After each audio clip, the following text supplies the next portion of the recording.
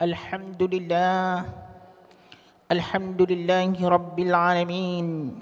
Wassalatu wassalamu ala Sayyidina Muhammadin Mursalin wa ala alihi wa sahbihi Rasulillahi ajma'in. Ashhadu an la ilaha illallah wa ashhadu anna Muhammadan abduhu wa rasuluhu la nabiyya ba'dah. Allahumma salli ala Sayyidina Muhammadin wa ala ali Sayyidina Muhammad. Amma ba'du fa ya ibadallah, usikum wa iyaya bittaqwallah wa ta'atihi la'allakum tuflihun la'allakum turhamun. Qala Allah subhanahu wa ta'ala fil Qur'anil Karim, Bismillahirrahmanirrahim. Mathalul ladzina yunfiquna amwalahum fi sabilillah kamathali habbatin ambatat sab'a sanabila fi kulli sumbulatin mi'atu habbah wallahu yudha'ifu liman yasha wallahu wasi'un alim. Wa qala Allah subhanahu wa ta'ala fil Qur'anil Karim aidan, wa anfiqu mimma razaqnakum min qabli an ya'tiya ahadukumul maut fayaqulu rabbi laula akhartani ila ajalin qarib fa asaddaqa wa akum minas salihin. Sadaqallahul azim. Hadirin sidang Jumat yang berbahagia, pertama dan utama mari sama-sama kita mensyukuri nikmat Allah. Allah mengatakan dalam Al-Quran, la in syakartum la azidannakum wa la in kafartum inna adzabi lasyadid. Siapa saja yang pandai mensyukuri nikmatku, pasti nikmat itu akan aku tambah kepadamu. Namun barang siapa yang tidak pandai, ingat azabku sangat pedih. Yang kedua, kita tetap memberikan selawat dan salam kepada pemimpin kita, junjungan kita Nabi Muhammad SAW. Dengan selawat dan salam ini nanti, mudah-mudahan Rasulullah SAW dapat membantu kita di akhir nanti. Bagaimana kata Rasulullah SAW? Mala ainun ra'at wala udhunun sami'at wala khatra fi qalbil bashar. Orang yang dibantu itu akan mendapatkan satu tempat yang belum pernah dilihat oleh mata manusia, belum pernah didengar oleh telinga manusia, bahkan terdetik dalam hati pun tidak. Apakah tempat itu? Itulah syurganya Allah Subhanahu wa taala. Allahumma shalli ala Sayyidina Muhammad wa ala ali Sayyidina Muhammad. Assalamu alayka ya Rasulullah. Hadirin sidang Jumat yang berbahagia,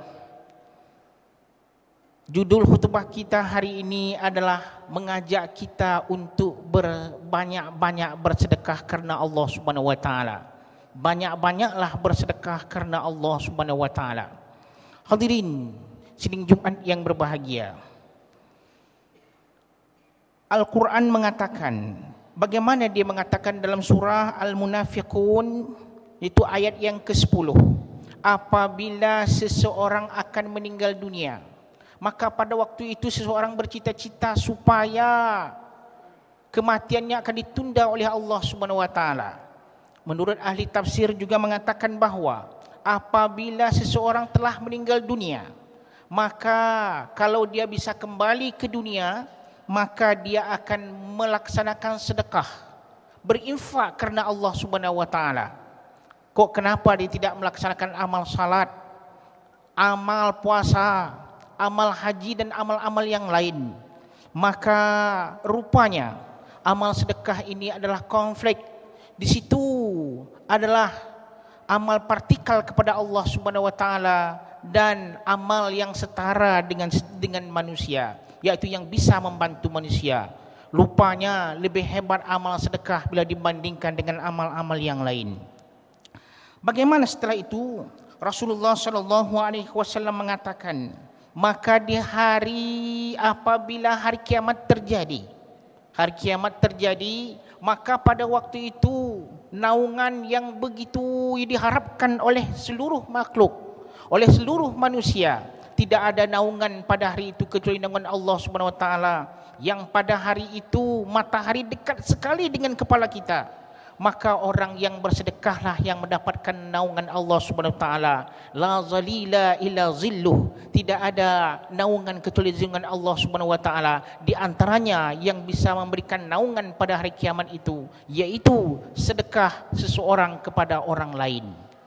Maka dengan demikian Rasulullah SAW juga menganjurkan kepada kita bagaimana as-sadaqah idza kharajat min yadi sahibiha takallam bi khamsati kalimat. Harta sedekah yang akan kamu keluarkan itu akan berbicara, berdoa kepada Allah Subhanahu wa taala dengan 5 doa. Pertama, kuntu saghiran fakabbartani. Dulu aku sesuatu yang kecil, setelah engkau keluarkan aku, maka menjadi sesuatu yang besar. Rasulullah sallallahu alaihi wasallam mengisahkan pada waktu itu, wahai sahabat-sahabat sekalian, kita melihat gunung Uhud di dekat kita di Madinah. Apakah kalian tahu bahwa orang-orang yang sedekah walaupun sebesar biji tamar, dia akan membesar dan membesar seperti gunung Uhud besarnya. Maka dengan demikian bersedekahlah pada hari ini. Kapankah, ditanya Rasulullah sallallahu alaihi wasallam, kapankah waktu yang terbaik untuk bersedekah ya Rasulullah? Rasulullah sallallahu alaihi wasallam menjawab, waktu yang terbaik adalah waktu susah-susahnya kamu, waktu pelit-pelitnya kamu, waktu bakhil-bakhilnya kamu, waktu medit-meditnya kamu. Sedangkan kamu bercita menjadi orang-orang yang kaya. Dilihat di pandangan kamu bahwa harta sedekah itu berkurang. Tetapi di hadapan Allah SWT tidak ada seseorang yang miskin dengan disebabkan sedekah tersebut. Bahkan harta sedekah itulah yang menjadi pertambahan di sisi Allah SWT. Kemudian Rasulullah SAW melanjutkan hadis, kunta harastani.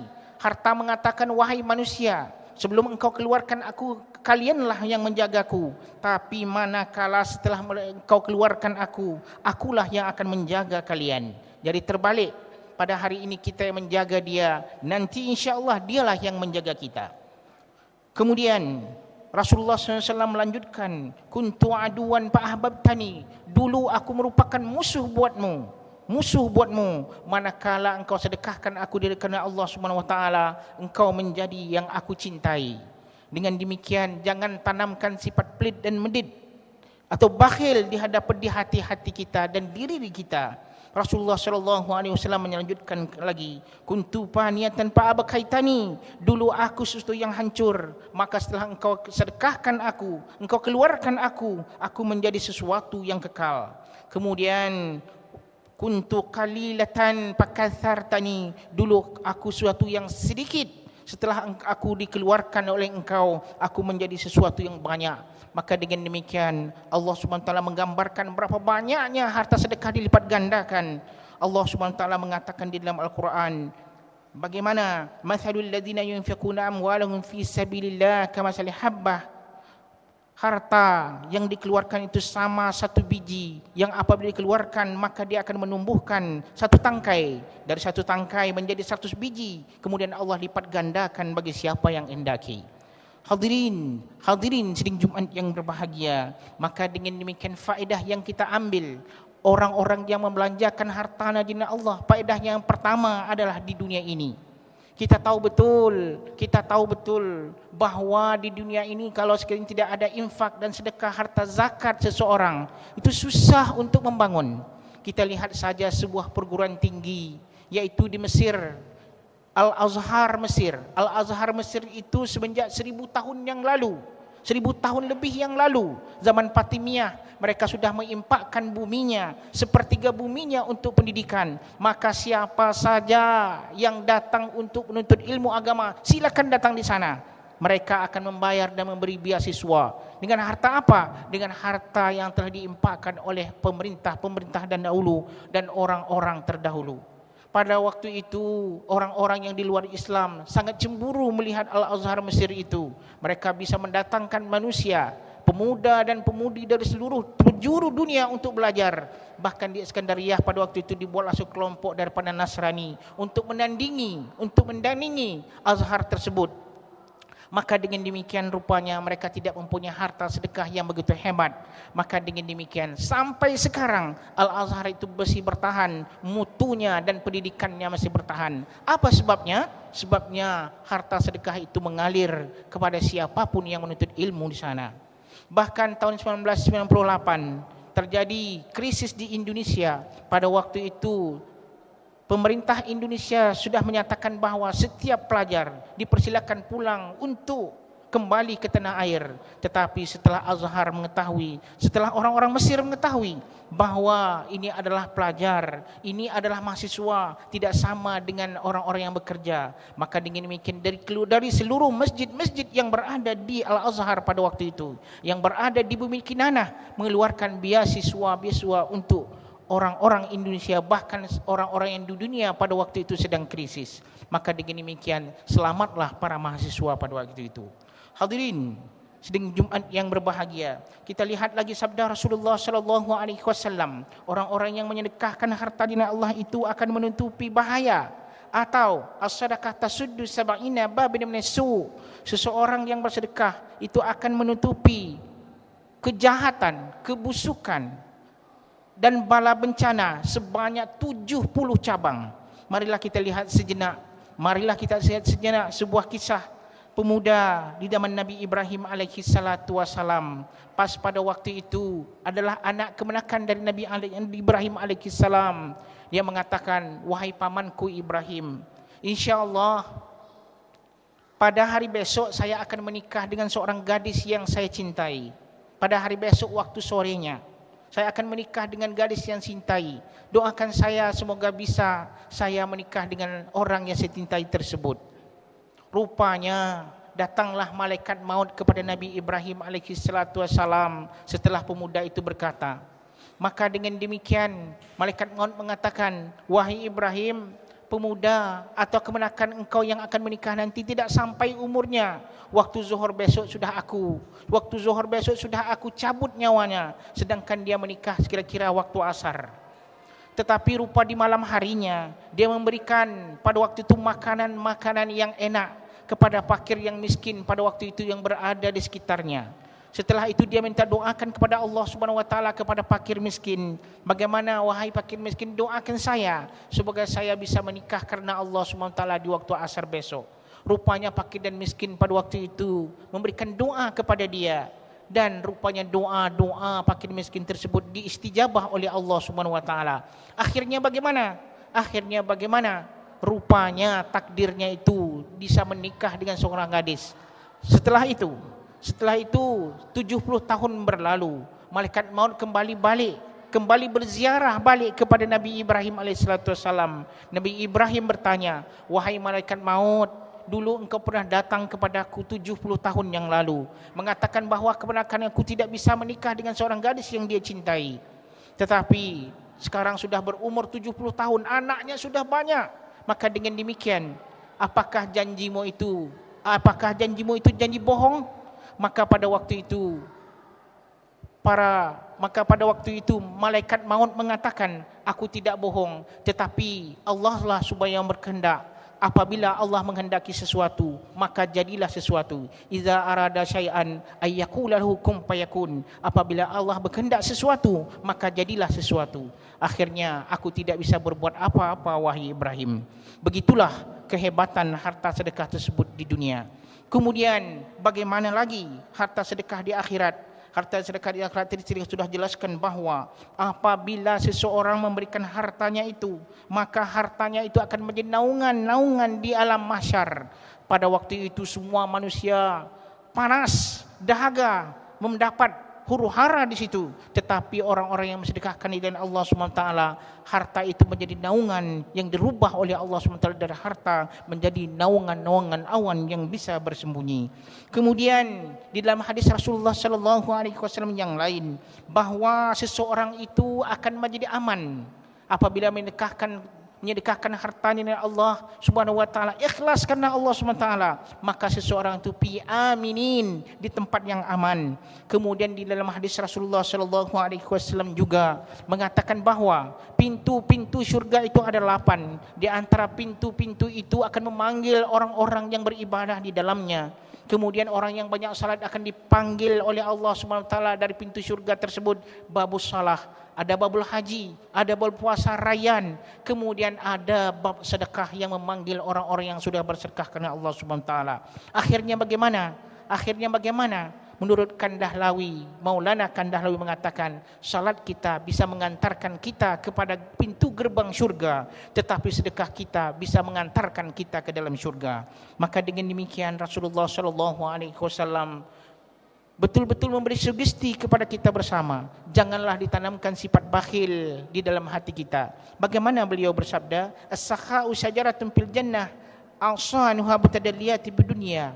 Ketahuilah wahai manusia, sesungguhnya sifat pemurah itu adalah satu cabang, satu pohon dari syurga. dan cabang-cabangnya itu menggayut atau sampai kepada dunia. Barang siapa yang berpegang di dalamnya, barang siapa yang berpegang dengan sifat tersebut, dia akan dibawa ke dalam syurga. Tetapi apabila dia berpegang pada suatu pohon yang bakhil, pohon yang bakhil ini berasal dari neraka, apabila dia berpegang dengan sifat tersebut, maka dengan demikian dia akan dibawa ke dalam neraka. Hadirin sidang Jumat yang berbahagia, maka dengan demikian tanamkanlah kepada kita bersama bahawa sifat sedekah, sifat sakha, pemurah dan bersedekah itu akan membawa kita kebahagiaan di sisi Allah SWT dan akan membawa kita kebahagiaan di sisi manusia. Dan ingat, kemarin ada orang Riau asli, yaitu naik ke di Saudi Arabia, naik haji. Orang-orang ini menyaksikan bahawa ada orang-orang Aceh, berapa ramai pun rakyat Aceh naik haji pada waktu itu, diberikan minimal 1.000 rial diberikan oleh 1.000 rial oleh para pengelola hotel, para penerima infak pada waktu itu. Maka dengan demikian orang-orang Riau bertanya, dari manakah kalian dapat uang 1.000 rial tersebut? Mereka mengatakan, kami adalah orang Aceh, yang mana para pengimpak dulu mengimpakkan hartanya dengan Allah, membeli tanah di sini dan membeli hotel, membuat hotel. Daripada itulah keuntungan yang diberikan kepada kami. Jadi siapa saja orang-orang Aceh yang naik haji, minimal dia akan mendapatkan 1.000 rial. Bahkan pada waktu itu, yaitu seseorang yang mengikatkan hartanya dengan Allah, khususnya Provinsi Aceh, orang-orang yang menuntut ilmu pengetahuan yang berada di Madinah, yang berada di Mekah dan Ummul Qura, mereka akan diberikan beasiswa. Itu apa akibatnya? Akibat adalah dari orang-orang yang mengimpakkan hartanya dengan Allah SWT. Yang dikenang juga adalah Utsman bin Affan. Sampai sekarang Bi'run, Sungai Bi'afan itu ada sampai sekarang. Maka dengan demikian, hadirin dan kaum muslimat yang berbahagia, selagi kita kuat, lagi kita mampu, berimpaklah kepada Allah SWT. Kita akan dibela di dunia ini dan dibela di akhirat nanti dengan harta yang kita impakkan. Fa'tabiru ya ulul albab la'allakum tuflihun, la'allakum turhamun.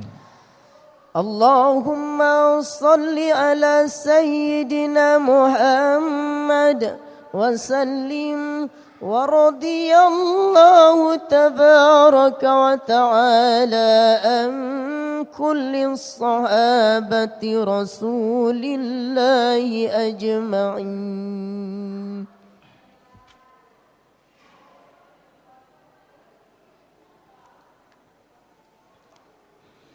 الحمد لله الذي أنزل القرآن هدى للناس وبينات من الهدى والفرقان. أشهد أن لا إله إلا الله وأشهد أن محمدا عبده ورسوله لا نبي بعده. اللهم صل على سيدنا محمد وعلى آل سيدنا محمد. أما بعد فيا عباد الله أوصيكم وإياي بتقوى الله وطاعته لعلكم تفلحون لعلكم ترحمون.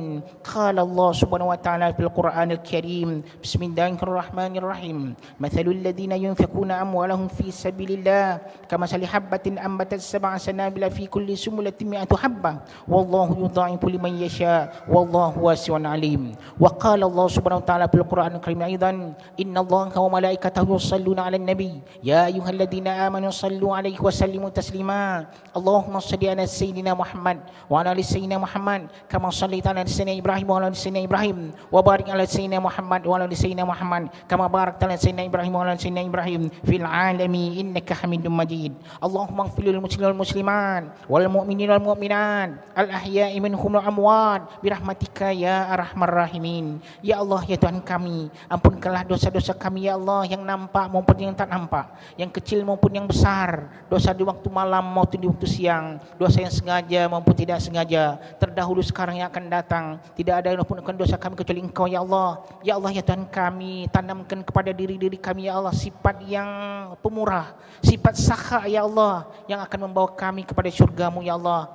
Ya Allah, ya Tuhan kami, lindungi kami dari neraka-Mu dan kemarahan-Mu. Bawalah kami kepada nikmatan-Mu, kepada ridha-Mu dan syurga-Mu. Rabbana atina fid dunya hasanah wa fil akhirati hasanah wa qina adzabannar. Ibadallah, Innallaha ya'muru bil 'adli wal ihsan wa itaizil qurba wa yanha 'anil fahsya'i wal munkari wal baghi ya'idukum la'allakum tadhakkarun. Fadhkurullaha yadhkurkum was'alu ni'amihi yazidkum was'alu min fadlihi yu'tikum wa dzikrullahi akbar. Aqimus shalah.